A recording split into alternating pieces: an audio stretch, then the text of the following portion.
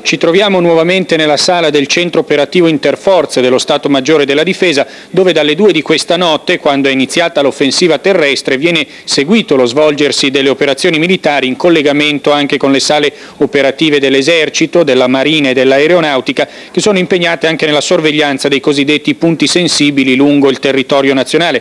Naturalmente, da quando le operazioni militari terrestri si sono intensificate e sono diventate combattimenti ravvicinati, al centro operativo le notizie giungono in grande quantità.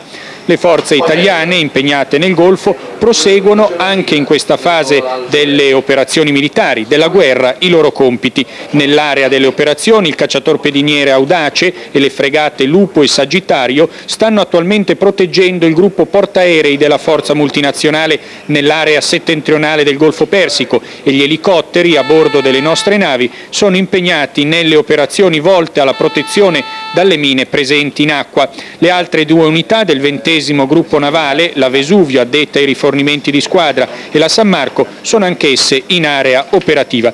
I Tornado italiani del gruppo di volo autonomo dell'Aeronautica hanno effettuato nelle prime ore di stamane una nuova missione con esito positivo. Sono missioni contro obiettivi militari iracheni compiute per isolare e rendere sicuro il teatro delle operazioni.